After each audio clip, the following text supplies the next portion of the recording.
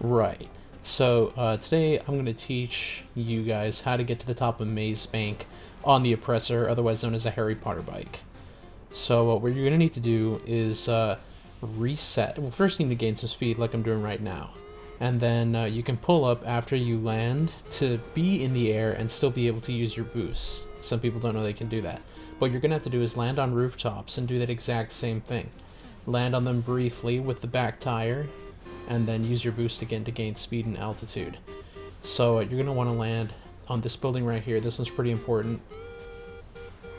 And once you turn to the right and get around the corner, you're going to see a rectangular rooftop with a pretty thin wall up on the roof that you can easily get over. So you just land on that, use the boost again, and what you're going to want to do is get onto the helipad of the 3-cylinder building. I don't know what it's called, but sometimes you have too much velocity like I have now, so you need to go back, land on it again, and boost again and take a longer path.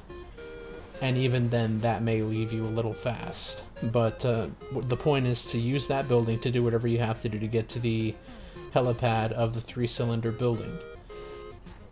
And you're going to want to get there with speed. You're going to want to land on that rooftop of the helipad with speed. Because if you don't, you're not going to have enough to get to the next place, which is the rooftop of the FIB. So yeah, you go over the Schlongberg Sachs building.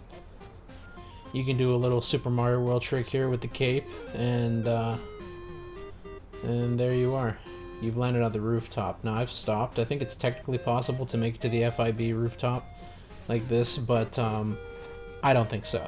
Because I tried it right here and it didn't work at all. Although maybe I could have driven a little faster before hitting my boost. I don't know. But all you need to know is that if you fail to make it to the next building, you should always default back to the little rectangular rooftop. So you land on it again, get over the parapet wall, that's what that's called. And there, now you can see I'm looping back to the helipad with speed. Land on it briefly, hit that boost up and over this shiny building here and onto the FIB rooftop. Now you're probably going to crash land. That's okay, as long as you survive, it doesn't matter. So get back on that bike. Don't forget to extend your wings.